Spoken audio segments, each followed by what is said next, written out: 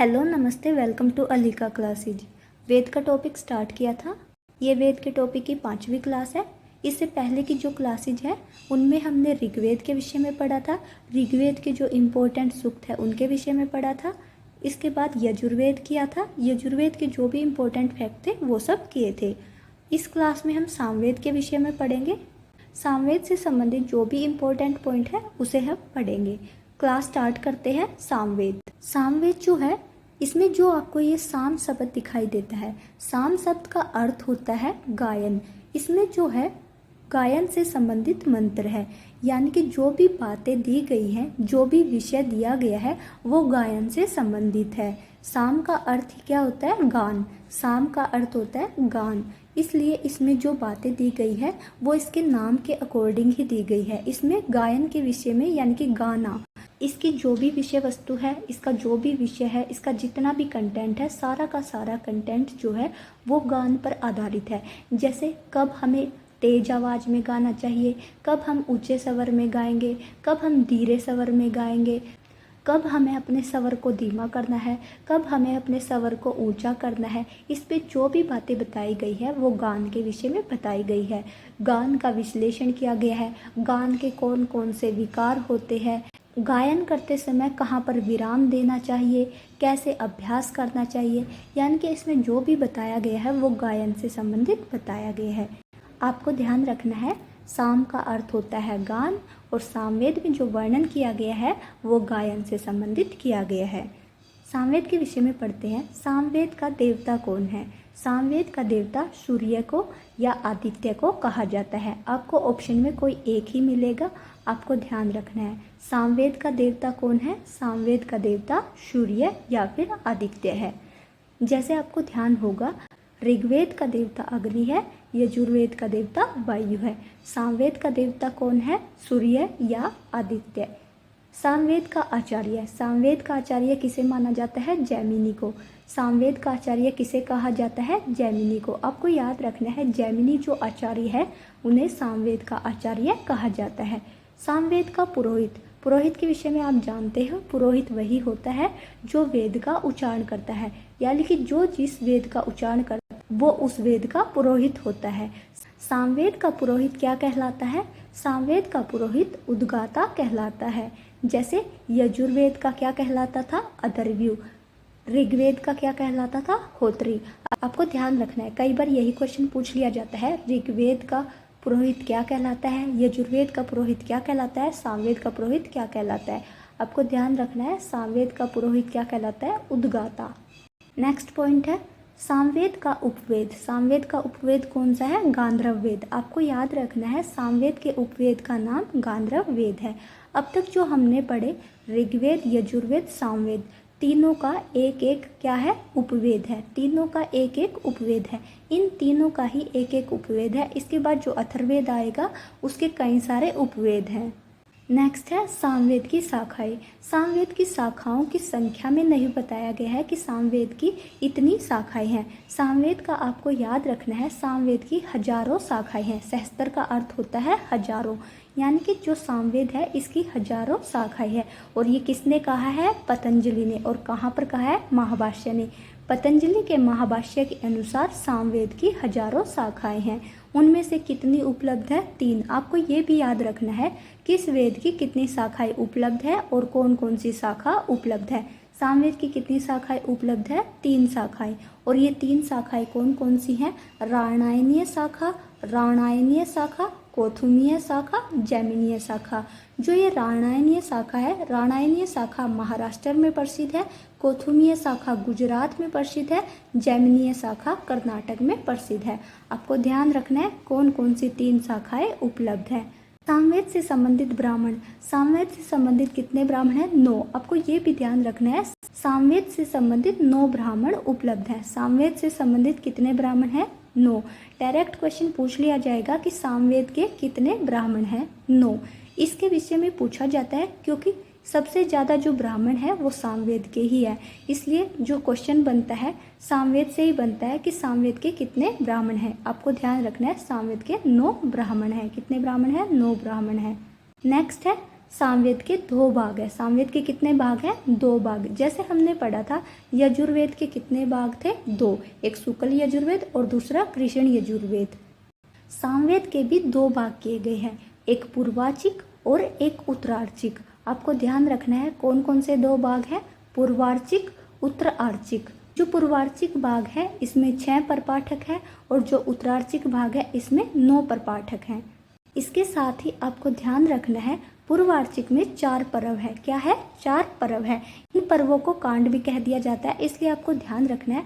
आपसे ये पूछा जाए कि पूर्वार्चिक भाग में कितने पर्व हैं तो भी आपको 4 आंसर करना है, और कांड कह दिया जाए तब भी आपको 4 आंसर करना है। जो 4 पर्व दिए गए हैं ये 4 पर्व कौन कौन से हैं इनके नाम पढ़ लीजिए। अग्नि पर्व, इंद्र पर्व, पवमान पर्व, अरण्य पर्व। अग्नि पर्व, इंद्र पर्व, पवमान पर्व, अरण्य पर्व। इसमें से जो क्वेश्चन पूछा जाएगा, क्वेश्चन ऐसे पूछा जाएगा, आपको ऑप्शन दिया होगा और पूछेंगे इनमें से कौन सा सामवेद का पर्व है, या फिर इनमें से किस पर्व का वर्णन सामवेद में नहीं मिलता। आपको ध्यान रखना है अग्नि पर्व, इंद्र पर्व, पवमान पर्व, अरण्य पर्व, ये चारों पर्व जो है सामवेद के पहले भाग में दिए गए हैं। पहले भाग का नाम क्या है? पूर्वार्चिक। ये जो 6 प्रपाठक हैं इन 6 प्रपाठक को ही 4 पर्वों में बांटा गया है। जैसे जो पहला प्रपाठक है उसे अग्नि पर्व का नाम दिया गया है, जो 2nd से 4th तक प्रपाठक है उन्हें इंद्र पर्व कहा गया है, जो 5वां प्रपाठक है उसे पवमान पर्व कहा गया है, और जो 6ठा प्रपाठक है उसे अरण्य पर्व कहा गया है। यानी कि जो ये 6 प्रपाठक थे इन्हीं को 4 पर्वों में बांट दिया गया है। आपको इतना याद रखना है कि 4 पर्व हैं और ये 4 पर्व कौन कौन से हैं। ये ध्यान रखना जरूरी नहीं है कि कौन सा प्रपाठक क्या कहलाता है, कितने प्रपाठक में कौन सा पर्व बना हुआ है, क्योंकि इतना डिटेल में क्वेश्चन नहीं पूछा जाता। नेक्स्ट है उत्तरार्चिक भाग। ये जो उत्तरार्चिक भाग है इसमें आपको ध्यान रखना है 9 प्रपाठक हैं और इसमें 4 प्रकार के गान का वर्णन किया गया है कि कौन कौन से गायन होते हैं। जैसे ग्राम गान। ग्राम गान, ग्राम क्या होता है? जो गांव होता है, यानी कि गांव में किस प्रकार का गान होता है। अरण्य गान, अरण्य में कैसा गान होता है। ऊह गान। नेक्स्ट है ऊह्य ज्ञान। ये जो 4th वाला है ये है ऊह्य ज्ञान। ये ऊह्य ज्ञान को ही रहस्य ज्ञान कहा जाता है। आपको ध्यान रखना है 4 प्रकार के गान कौन से हैं? ग्राम गान, अरण्य गान, ऊह गान, ऊह्य या फिर रहस्य ज्ञान। आपको ध्यान रखना है, इनके नाम याद रखने हैं, डिटेल में नहीं जाना है।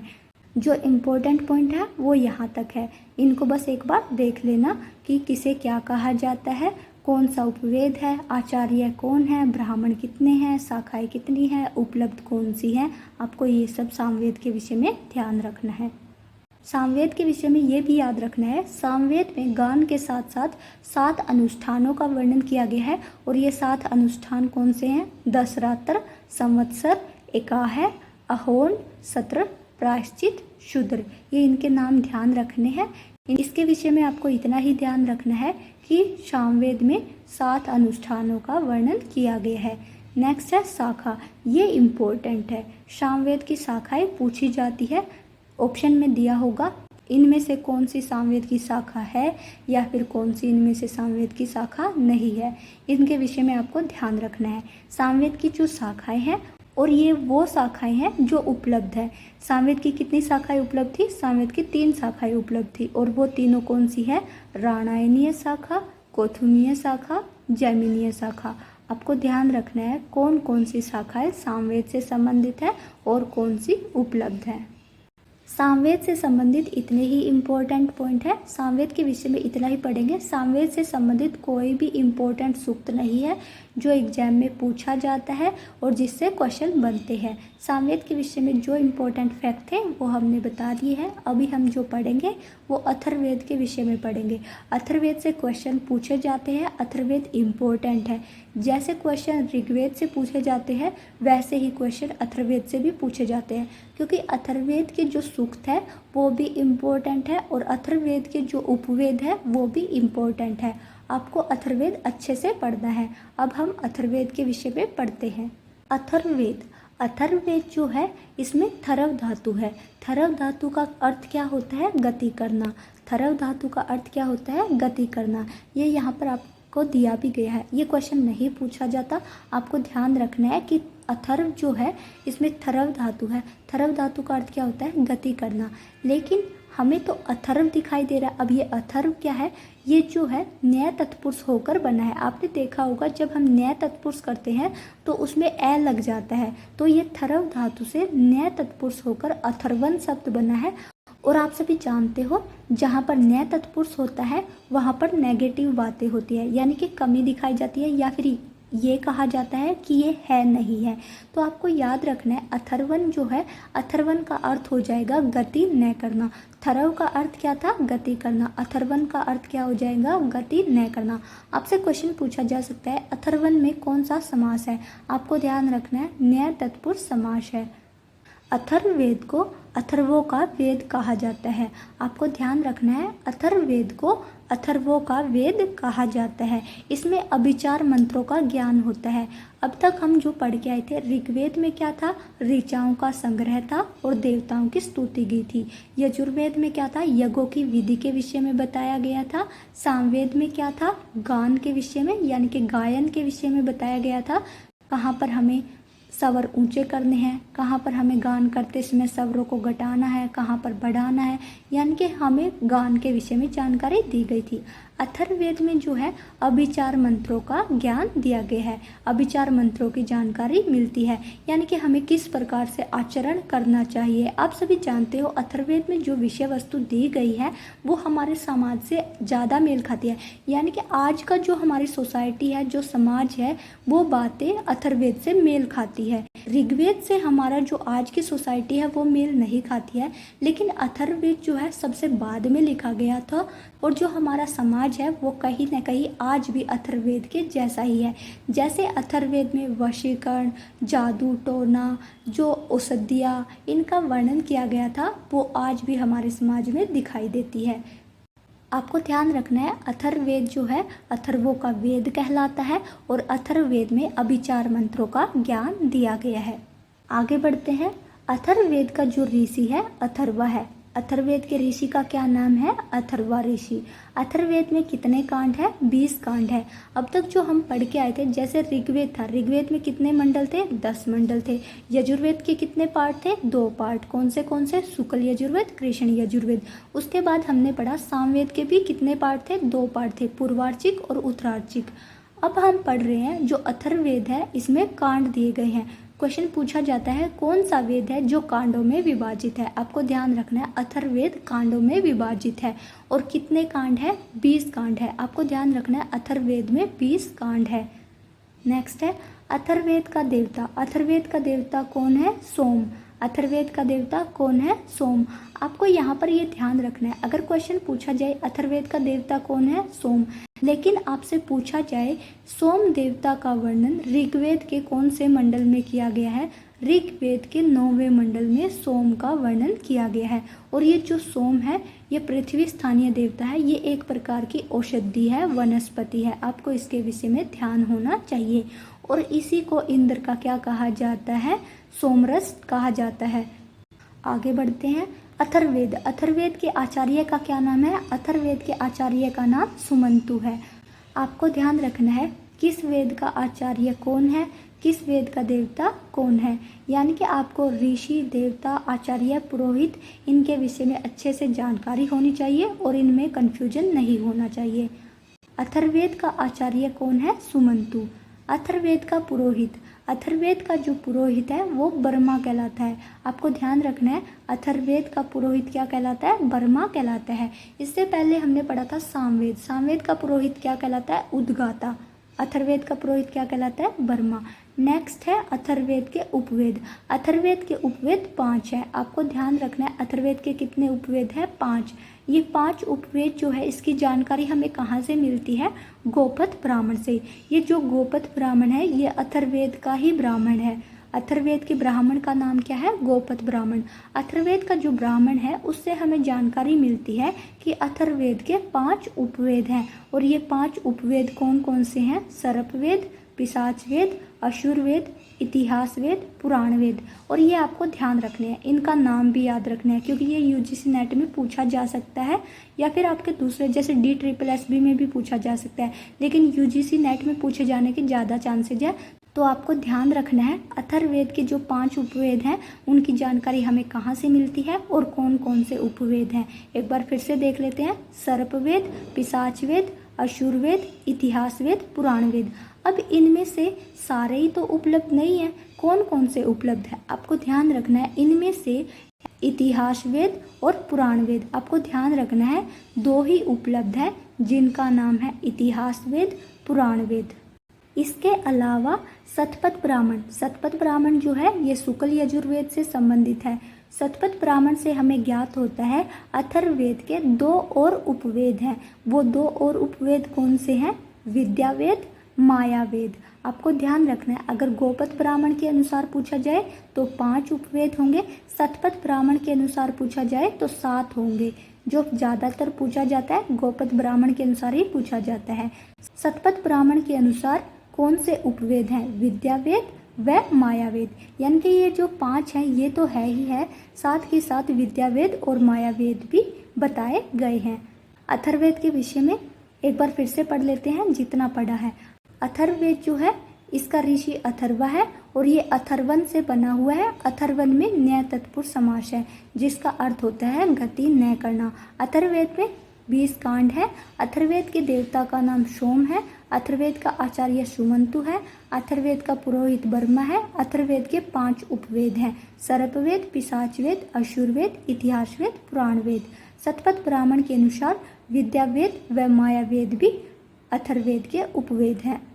इस वेद में 20 कांड है, 731 सूक्त है, 5987 मंत्र हैं। आपको जो ध्यान रखना है वो ये ध्यान रखना है कि इसमें कितने कांड हैं। ये इतने नहीं पूछे जाते, कांड ज़्यादा पूछा जाता है, इसलिए याद रखना है इसके 20 कांड हैं। इसके साथ ही जो इम्पोर्टेंट है आपको ध्यान रखना है, अथर्ववेद के नाम पूछे जाते हैं। अब तक जो हम 3 वेद पढ़ के आए थे उनका कोई भी दूसरा नाम नहीं है। यानी कि ऋग्वेद को ऋग्वेद कहते हैं, यजुर्वेद को यजुर्वेद कहते हैं, सामवेद को सामवेद कहते हैं। लेकिन जो अथर्ववेद है इसके बहुत सारे नाम हैं, इसलिए आपको याद रखना है क्योंकि ऑप्शन दे के पूछा जाएगा इनमें से कौन सा अथर्ववेद का नाम है या फिर इनमें से कौन सा अथर्ववेद का अन्य नाम नहीं है। आपको ध्यान रखना है अथर्ववेद के कौन कौन से नाम हैं। अथर्ववेद को अन्य किस नाम से जाना जाता है? ओगिरस वेद, अथर्वांगिरस वेद, ब्रह्मवेद, भृंगवगीरो वेद, छत्रवेद, वैश्य वेद, छंदोवेद, महिवेद।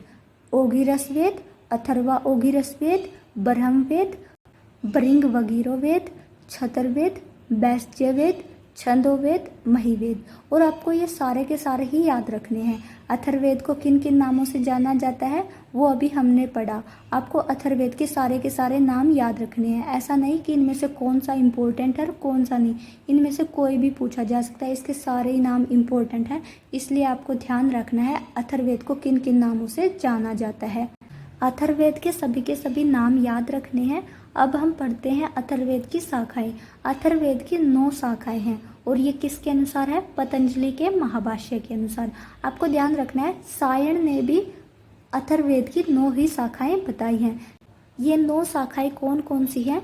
शौनक शाखा, पेपलाद शाखा, तोद शाखा, मोद शाखा, जाजल शाखा, जलद शाखा, ब्रह्मवत शाखा, देवदर शाखा, चारणवेद शाखा।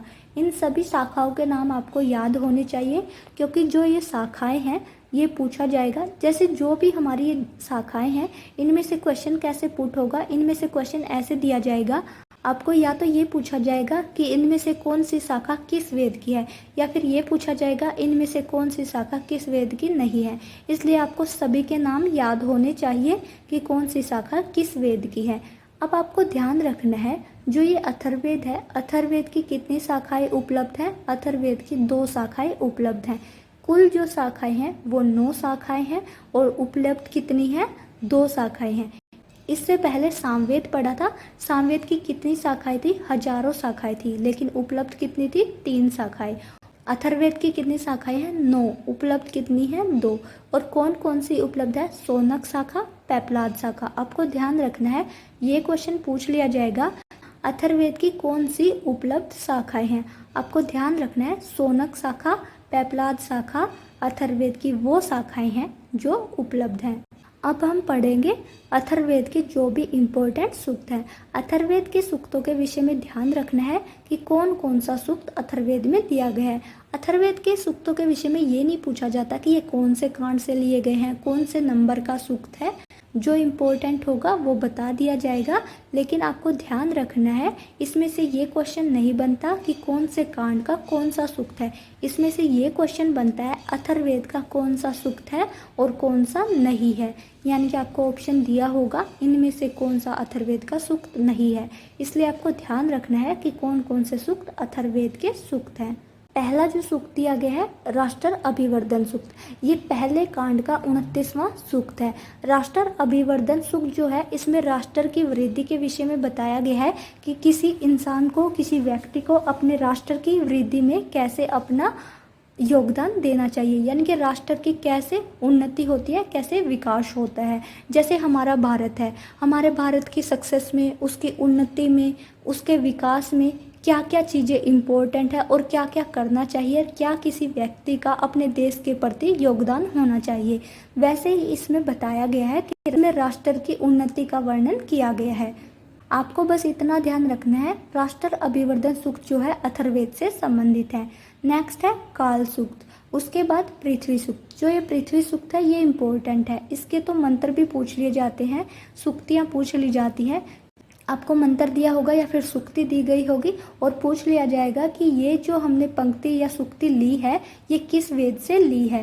पृथ्वी सूक्त जो है अथर्ववेद सूक्त का सबसे इम्पोर्टेंट सूक्त है। पृथ्वी सूक्त को भूमि सूक्त भी कहा जाता है। आपको ध्यान रखना है पृथ्वी सूक्त को भूमि सूक्त भी कहा जाता है और ये 12वें कांड का पहला सूक्त है, ये भी आपको ध्यान रखना है। पृथ्वी सूक्त जो है ये अथर्ववेद के 12वें कांड का पहला सूक्त है, इसके विषय में ये भी ध्यान रखना है। नेक्स्ट है वैश्य सूक्त। वैश्य सूक्त भी अथर्ववेद से लिया गया है, इसके विषय में आपको यही याद रखना है कि ये अथर्ववेद से संबंधित है। नेक्स्ट है आयुष सूक्त, पौष्टिक सूक्त, श्रृंगार सूक्त। श्रृंगार सूक्त को प्रसाद सूक्त भी कहा जाता है। नेक्स्ट है प्रायश्चित सूक्त। जो प्रायश्चित सूक्त है इसमें बताया गया है कि कोई इंसान से कोई गलती हो जाती है तो उसका प्रायश्चित करने के लिए क्या करना चाहिए। नेक्स्ट है स्त्रीकम सूक्त। जो स्त्रीकम सूक्त है इसमें प्रेम सूक्त भी कहा जाता है। स्त्रीकम सूक्त को क्या कहा जाता है? प्रेम सूक्त कहा जाता है।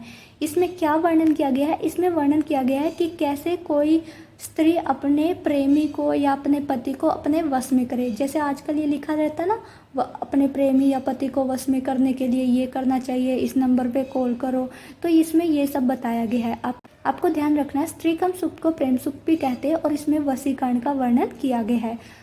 नेक्स्ट है राजकर्मा सूक्त। उसके बाद है याज्ञिक सूक्त, कुंताप सूक्त। ये जो याज्ञिक सूक्त है, कुंताप सूक्त है, ये 20वें कांड में है। इनके विषय में पूछ लिया जाएगा कि कौन सा सूक्त है जो 20वें कांड से संबंधित है। आपको ध्यान रखना है याज्ञिक सूक्त, कुंताप सूक्त जो है ये अथर्ववेद के 20वें कांड से संबंधित है। उसके बाद है अभिचार सूक्त, दार्शनिक सूक्त, भूमि सूक्त। ये जो भूमि सूक्त है ये पृथ्वी सूक्त वाला ही है, इसको यहाँ पर चाहे ना करना, बस इतना ध्यान रखना पृथ्वी सूक्त को ही भूमि सूक्त कहा जाता है। नेक्स्ट है सोमनाश्य सूक्त। क्या है? सोमनाश्य सूक्त। आपको जो ये सूक्त है इनके नाम ध्यान रखने हैं। कौन कौन से हैं? राष्ट्र अभिवर्धन सूक्त, काल सूक्त, पृथ्वी सूक्त, वैश्य सूक्त, आयुष सूक्त, पौष्टिक सूक्त, श्रृंगार सूक्त, प्रायश्चित सूक्त, सत्रिकम सूक्त या प्रेम सूक्त, राजकर्मा सूक्त, याज्ञिक सूक्त, कुंताप सूक्त, अभिचार सूक्त, दार्शनिक सूक्त, भूमि सूक्त, सोमनाश्य सूक्त। इन सब के नाम याद रखने हैं। अब हम पढ़ते हैं राष्ट्र अभिवर्धन सूक्त में क्या क्या इम्पोर्टेंट है। राष्ट्र अभिवर्धन सूक्त के विषय में आपको ध्यान रखना है, ये पहले कांड का 29वां सूक्त है। इसके बाद आपको जो ध्यान रखना है वो ये ध्यान रखना है राष्ट्र अभिवर्धन सूक्त का ऋषि कौन है, देवता कौन है। ऋग्वेद के सूक्तों के विषय में पढ़ा था कि कौन सा छंद है, कौन सा ऋषि है, कौन से विशेषण है, इसलिए आपको ये भी पढ़ने पड़ेंगे क्योंकि डायरेक्ट क्वेश्चन पूछ लिया जाता है इस सूक्त का देवता कौन है, इस सूक्त में कौन सा छंद है, इस सूक्त का ऋषि कौन सा है, तो इसलिए आपको ध्यान होना चाहिए। यहाँ पर आपको मैं डिटेल में मंत्र नहीं करवा रही हूँ, ना ही सूक्तियाँ करा रही हूँ कि कौन से सूक्ति ली गई है, कौन सी सूक्ति इम्पोर्टेंट है। यहाँ पर हम मंत्रों के अलावा जो भी इम्पोर्टेंट पॉइंट हैं वही पढ़ रहे हैं और आपको इनमें से बहुत सारे क्वेश्चन मिल जाएंगे। यहाँ पर जो पॉइंट लिखे गए हैं मोस्टली वो लिखे गए हैं जो पहले एग्जाम में पूछे जा चुके हैं। इसलिए सारे के सारे पॉइंट इम्पोर्टेंट है और आपको ध्यान रखने हैं। राष्ट्र अभिवर्धन सूक्त के जो ऋषि हैं वशिष्ठ हैं, आपको ध्यान रखना है इसके ऋषि का क्या नाम है, वशिष्ठ। इस सूक्त के देवता का नाम है अभिवर्तमणि। और राष्ट्रीय अभिवर्धन सूक्त का छंद कौन सा है, अनुष्टुप। आपको ध्यान रखना है कौन सा छंद है, अनुष्टुप। नेक्स्ट है काल सूक्त। काल सूक्त के विषय में इतना ध्यान रखना है, ये अथर्ववेद से संबंधित है और इसमें काल चक्कर का वर्णन किया गया है। नेक्स्ट है पृथ्वी सूक्त। जो ये पृथ्वी सूक्त है ये अथर्ववेद से संबंधित है और 12वें कांड का पहला सूक्त है। पृथ्वी सूक्त के विषय में आपको याद रखना है, पृथ्वी सूक्त का जो ऋषि है वो अथर्वा है। पृथ्वी सूक्त के देवता का नाम भूमि है, यानी कि पृथ्वी है।